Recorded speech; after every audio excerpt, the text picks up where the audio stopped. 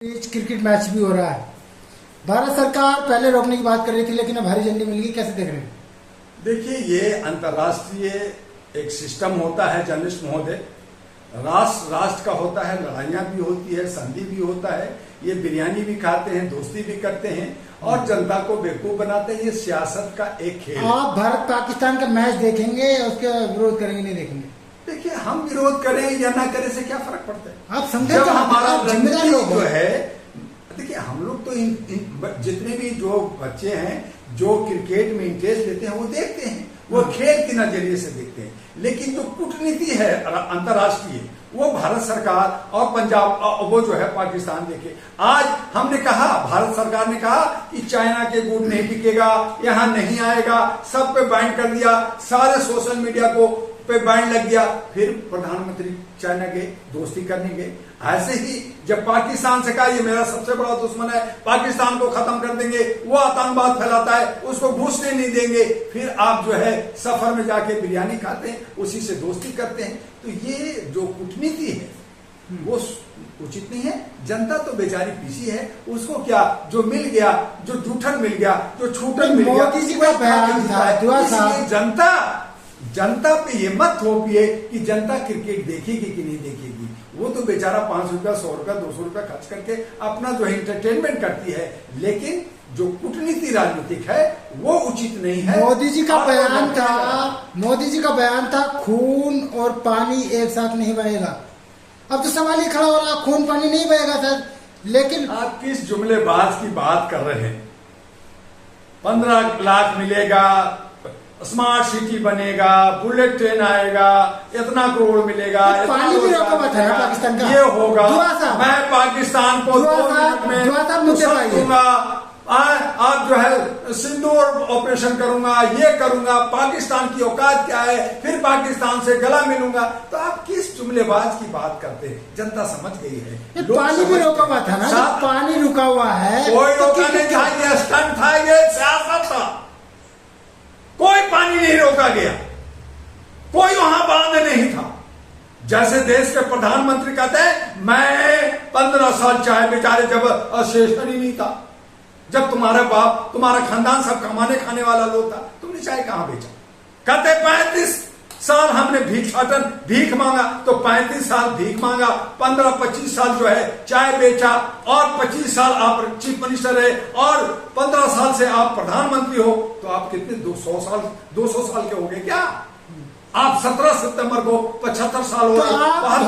तो ये झूठ। छोटा इंटरव्यू करना दुआ साहब, ये बताइए कि आप मोदी सरकार का जो भारत पाकिस्तान का मैच पर फैसला लिया, आप उसके समर्थन में हैं? ये राजनीतिक कूटनीति है, इसमें जनता का कुछ नहीं है। जनता को तो बेवकूफ, आप तो जिम्मेदार आदमी, आप मैं नहीं, सरकार होती है, इसकी अथॉरिटी होती है, और जो जिम्मेदार ही अगर भटका हो तो उसका कोई इलाज नहीं। तो आप मैच देखेंगे भारत पाकिस्तान का? मैं नहीं देखूंगा, मैं क्यों देखूंगा? मैं तो इसका विरोध करता हूँ, क्योंकि ये सब मैच जो है फिक्स होता है। ये सट्टा है, ये व्यापार है, ये धंधा है, और ये सब धंधाबाज है, ये पैसा कमाने का धंधा है। कैसे न कैसे उल्टा करके जनता को लूटना है, पीसना है। इसलिए मैं तो जनता को भी कहता हूँ कि ऐसे खेल को मत देखो, नहीं देखना चाहिए, नहीं देखना चाहिए।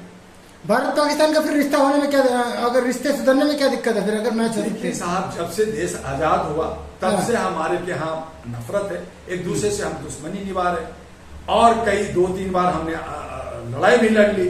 तो अब ये समझौता या प्यार नहीं हो सकता। दोनों अलग अलग राज्य है, अपने अपने राज्यों को, अपने अपने देशों को संभालना चाहिए, देखना चाहिए। एक दूसरे पे जो पटाक्षेप उताक्षेप करते हैं, ये सब राजनीतिक से ओतप्रोत है, और कहीं ना कहीं मुख्य मुद्दा से भटकाकर जनता को गुमराह करने का एक बड़ा स्टंट चलता रहा। नेपाल के अंदर तख्ता पलट हो गया, कैसे देख रहे हैं? देखिए, नेपाल के अंदर इसलिए हुआ कि ब्राह्मणवाद को आप कायम करना चाहोगे, आप वहां संविधान को तोड़ फोड़ करके आप तानाशाह करना चाहोगे, तो वहां का जनता, वहां का यूथ बहुत समझदार है और बहुत ही ज्यादा उग्र है। इसीलिए वहां कहा कि संविधान नया लिखो, उसमें बदलाव होनी चाहिए, यहाँ पर ब्राह्मणवाद नहीं चलेगा, यहाँ पे नेपाली है, यहाँ पे हिंदी बोला जाता है, हिंदू राष्ट्र पहले से भी है, तो सब मिलकर के भारत के और नेपाल के रहते हैं। इसमें जो है चाइना का हस्तक्षेप नहीं चाहिए, और इसीलिए वहां आंदोलन हुआ, इसीलिए वहां के प्रधानमंत्री कोई नहीं भाग गए, वहां के फाइनेंस मिनिस्टर को सड़कों पे मारा गया, जेल से सब लोग बाहर हो गए, और तमाम जो है वहां का पार्लियामेंट और प्रधानमंत्री के घर को आग को फूंक दिया। तो ये हालत जो जनता में इतना क्रोध था, जनाक्रोश जिसको कहते हैं, पब्लिक का गुस्सा, वो सामने आया, और उसको समझना होगा कि आप ब्राह्मणवाद कर करके राष्ट्र को बर्बाद नहीं कर सकते। जहां जहां ब्राह्मणवाद हुआ वहां वहां मां टूटा। जैसे आप कहते हो कि जहां जहां आतंकवाद फैला वहां वहां मुसलमान देश बर्बाद हुआ। तो ये सब नहीं होना चाहिए। शांति सद्भाव भाईचारा के साथ भारत और नेपाल को सही रहना चाहिए, ताकि हम चाइना को और पाकिस्तान को कोई मौका ना दे। और इसी वजह है कि आज भारत ने सेना भेजा है, लेकिन वहां पे वहां के जो उग्रवादी हैं, वहां के जो आंदोलनवादी हैं, वो भी शांत हो गए हैं और साफ सफाई कर रहे हैं। और जो जेल में थे, जो युवा, उन सब बाहर आ गए हैं, उनको भी पकड़ धड़ हो रहा है। तो ये जो हो रहा है नेपाल में, ये असर कहीं भारत में ना आ जाए, ये हमें सचेत करने का एक आगाज है, एक आईना है, जिसको देखना होगा। आप जो नेपाल में तख्ता पलट हुआ, उस भारत से क्यों जोड़ कर देख रहे हैं? भारत का अभिन्न अंग है हमारा नेपाल। भारत के अंदर जो राजा रजौड़ा, वहां का जो खानदान है, वहां का वंशज है, वो सब भारत के लोग हैं, हिंदी भाषी है, रोज आना जाना है, व्यापार होता है। हमारा उत्तर प्रदेश और बिहार से वो बॉर्डर सब लगा हुआ है, जिसमें रोज हम आना जाना करते हैं। तो नेपाल मेरा हिस्सा है। हम जो राम की बात करते हैं, वो जन्म जनकपुरी में हुआ था, जिसको अयोध्या और जनकपुरी का एक कॉरिडोर बनाने की बात कर रहे हैं। आज जो बहुत सारे स्वामी और बाबा जो कह रहे हैं कि नेपाल में हम हिंदू राष्ट्र और ब्राह्मणवाद करेंगे, उस पे कह रहे हैं। तो इसीलिए कह रहे हैं कि ब्राह्मणवाद न नेपाल में वो चलेगा, न भारत में चलेगा। इसलिए नेपाल मेरा अभिन्न अंग है और मेरा पड़ोसी है, मेरा सीमा है। जो चाइना जो मेरा दुश्मन है, पाकिस्तान मेरा दुश्मन है, उससे लगा है। इसलिए नेपाल सुरक्षित होना चाहिए, नेपाल शांत होना चाहिए, तभी हमारा भारत का अखंडता का और सहिष्णुता का वर्चस्व बना रहे। कहा यह जा रहा है कि जो वहां के प्रधानमंत्री थे, वो लगातार पूंजीपतियों को मदद दे रहे थे और नौकरियों में गड़बड़ी हो रही थी, जिसकी वजह से जनता का आक्रोश फैला। जर्नलिस्ट बोले पूंजीपतियों को तो साथ दे रहे थे, ब्राह्मणवाद के से ग्रसित थे। ब्राह्मण वहां पे ब्राह्मणवाद को साबित करने के लिए, साम्राज्य बनाने के लिए नेपाल की लड़ाई चली थी। आपको नहीं पता है? कोई नहीं भी ब्राह्मण है जो प्रधानमंत्री है, वो भाग गया और वो सारा कुछ हुआ। तो वहां पे हिंदू राष्ट्र घोषित कर रहे थे, तो वो वहां के लोगों ने विरोध किया। वो संविधान बदलना चाहते हैं, इसीलिए वहां आंदोलन हुआ, इसीलिए वहां आग लगा। तो आप कह रहे हैं अरे पूंजीपति थोड़े से वहां है क्या? छोटा सा देश है, पूंजीपति में सब लोग हैं, वहां मुसलमान भी है, बिहारी के लोग भी हैं, उत्तर प्रदेश के भी लोग हैं। आप वहां का जो सिनेरियो जो है, वहां पे दादागिरी तानाशाही करना चाहते हैं। एक समुदाय कहता है मेरा राज रहेगा, मेरा हुक्म चलेगा, वैदिक युग आएगा, सनातन युग आएगा। जो भारत में भी आवाज उठ रही है, वो नेपाल में उठा, तो नेपाल के लोगों ने विरोध किया।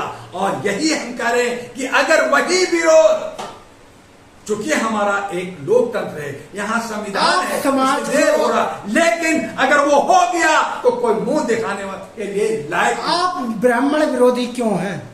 मैं ब्राह्मण का विरोधी नहीं हूँ। और क्या बोल रहे हैं आप? ब्राह्मण माफी मांगिए आप। नहीं, माफी मांगिए आप। माफी ब्राह्मण से माफी नहीं, आप शब्दों को समझने की कोशिश कीजिए। हाँ।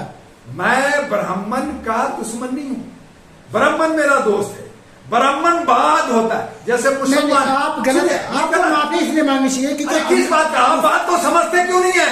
मुसलमान तो मुसलमान में आतंकवाद, हम आतंकवाद के विरोधी हैं, मुसलमान का विरोधी नहीं। अब मुसलमान को, सब मुसलमान को आतंकवाद बना दोगे, सब ब्राह्मण को ब्राह्मणवाद बना दोगे। वो ब्राह्मणवाद जो हमें तोड़ रहा है, वो ब्राह्मणवाद जो मंदिर बना करके पूजा पाठ कर करके और लोगों को बहका रहा है, लोग उसको साथ नहीं घुसता। जो वैदिक युग में हमारे औरतों को बलात्कार करता था मंदिर में, आज जो है बनारस के मंदिर में, जब औरंगजेब को कहते औरंगजेब ने मंदिर तोड़ दिया, क्यों तोड़ा था? क्योंकि ब्राह्मण लोग वहां पे अयासी का अड्डा बना रखा था। वो वहां का विष्णु और वहां का पांडे बड़े बड़े लेखक ने लिखा है, उन किताबों को पढ़िए, इतिहास को पढ़िए। आप तो औरंगजेब ने तोड़ दिया इसलिए मैं उस पर कब्जा करूंगा, ये नहीं जानते कि मंदिरों में आज साउथ इंडिया के अंदर वहां पे जो है जो बच्चों का, औरतों का 16,000 लड़कियों को वो जो है मंदिर में दान देते हैं, उसका भोग कौन करता है? ब्राह्मण करता है। आज बड़े बड़े जगह पे मंदिरों में, पटना के रेलवे स्टेशन पे जो हनुमान मंदिर के नीचे उनके बेसमेंट में 40 गंदी लड़कियां मिली थी, उसका भोग कौन कर रहा था? पंडित कर रहा था। आज जो है बहुत सारे बलात्कार कई राज्यों में हो रहा, वो ब्राह्मणवाद का कर रहे हैं। ब्राह्मण जात का या ब्राह्मण जो शुद्धता है, शांति फैलाता है, भाईचारा करता है, उसका मैं विरोधी नहीं हूं। मुसलमान का विरोधी नहीं हूं, मैं आतंकवाद का विरोधी हूं, मैं अलगाववाद का विरोधी हूं, मैं ब्राह्मणवाद का विरोधी हूं। यही नहीं समझते और लोग कहते हैं मैं हिंदू। अरे कोई ब्राह्मण कहता है कि मैं हिंदू हूं, क्योंकि हिंदू गाली है, गुलामी है, वो नहीं कहता। राजपूत कहता है कि मैं हिंदू, वो जो है बनिया कहता है, नहीं कहता। कौन? जो आप क्षुद्र हो, आप नीचे हो, आप अनपढ़ हो, आप गवार हो, आपको ज्ञान नहीं है, आप हिंदू, उसको कहा जाता है। इसलिए बात शब्दों को समझना होगा, सिस्टम को समझना होगा। आप कहते हैं कि मैं विरोधी हूं, माफी मांगना चाहिए। किससे? आतंकवादी से माफी मांगे, ब्राह्मणवाद से माफी मांगे, अलगाववादी से माफी मांगे, नक्सलाइट से माफी मांगे, किससे मांगे? बांग्लादेश के बाद नेपाल को अमेरिका खा गया, ये बात आप बता नहीं रहे। बांग्लादेश को अमेरिका खा गया, वो आपके पास कोई सबूत है? आपके कुछ है? अमेरिका सबको खाना चाहता है, भारत को भी खाना चाहता, क्योंकि वो हिटलर है। वो कहता है मैं जब अगर लोगों को दबाऊंगा नहीं तो मैं बड़ा विश्व कैसे? अमेरिका की यही चाइना भी चाहता है, यही रशिया भी चाहता है, सब देश चाहता है। आप क्या कर रहे हो? आप अपने राज्यों को क्या क्या? आज भारत के अंदर जो मुगल आया था तो अपने अकेले आया था। नेपाल के बहाने किसने लाया था मुगलों को? चंद 10, 20, 50 लोग मुगल आए थे भारत में, और उसको लाने वाला कौन था? यही ब्राह्मणवाद था। जो अंग्रेज को लाया वो कितने व्यापार करने आए थे? 2-4 हजार। नेपाल के बहाने आप सरकार को धमका रहे हैं क्या? सरकार खामोश बैठी है। सरकार अपनी सीमा की सुरक्षा नहीं कर रही है। सरकार जो हमारा मैत्री, हमारा जो पड़ोसी है, उसको साथ नहीं दे रही है। अब कुलबुला रहे हैं, अब प्रधानमंत्री जा रहे हैं। अब 2 साल जब बहुत सारे ब्राह्मणवाद मैत्री का जो मणिपुर में हुआ, वहां पे बहुत सारे जो है बलात्कार हुआ, तो अब कह रहे हैं मैं मणिपुर जाऊंगा। पहले जब आग लगा, जब सब मणिपुरी मरे, जब नेपाल में सब मरे, तो आप तब सोए रहे, और अब जा रहे हो आंसू बहाने के लिए। और तमाम मीडिया अब जनता को नहीं दिखाएगी, मरे हुए को नहीं दिखाएगी, बर्बाद होने को नहीं दिखाएगी। किसको? प्रधानमंत्री गए उनको दिखाएंगे। तो आप ग्रसित हो प्रधानमंत्री का, आप गुलाम हो, मीडिया गुलाम है प्रधानमंत्री का। जनता गया भाड़ में, जनता की आंसू और जनता की तकलीफ आपको दिखता नहीं। आप ये बताइए, सत्ता पलटा कर नेपाल में हुआ है, तो आप भारत की जनता को क्यों बरगला रहे हैं या सरकार को क्यों धमका रहे हैं? पड़ोसी है, मेरा अंग है, अभिन्न अंग है। अगर नेपाल डिस्टर्ब हुआ, अगर नेपाल चाइना ने कब्जा कर लिया, तो भारत में वो आसानी से घुस जाएंगे। इसलिए हमें चिंता है कि हमारा नेपाल हमारा होगा, और किसी चाइना या पाकिस्तान उस पर आंख नहीं दिखा सकता, उसमें घुसाव नहीं कर सकता। इसलिए चिंता है, वो हमारा पड़ोसी है, सार्क मेंबर कंट्री है, और उसका असर, उसका जनता हमारे आज भी जेल से जो भाग रहे हैं वो भारत में घुस रहे हैं। आपके चाहते हैं कि भारत सुबह में भारत की सेना नेपाल में जाए? आप क्या चाहते हैं? जाएंगे, जाना ही पड़ेगा, जाना ही पड़ेगा। भारत की सेना को क्यों नहीं जाना नेपाल में? यस, चूंकि 7 मेंबर कंट्री क्या है, 7 कंट्री में जहां भी श्रीलंका में, बांग्लादेश में, नेपाल में, अफगानिस्तान में कहीं भी लड़ाई होगा और कहीं भी मानवता का हनन होगा, वहां भारत की सेना जाएगी। नेपाल भी जाएगी? क्यों नहीं जाएगी? आपका अगर है तो आपका यूनाइटेड नेशन का, अमेरिका का सेना आता है कि नहीं आता है करने के लिए? आज यूक्रेन को अमेरिका साथ दे रहा है कि नहीं दे रहा है? आज इजराइल को अमेरिका सेना भेज रहा है और सारा सामग्री दे रहा है कि नहीं दे रहा? तो ये अंतरराष्ट्रीय कूटनीति है कि हमारा सीमा सुरक्षित हो, हमारा नेपाल सुरक्षित हो, इसलिए सेना दे रही है। लेकिन वहां की जनता कह रही है तुम चाहे सेना बुला लो, चाहे कुछ भी बुला लो, वहां संविधान बदलो और जनता के हित में होना चाहिए। अगर नहीं होगा तो हम सीने पे गोली खाएंगे। चलिए ठीक है।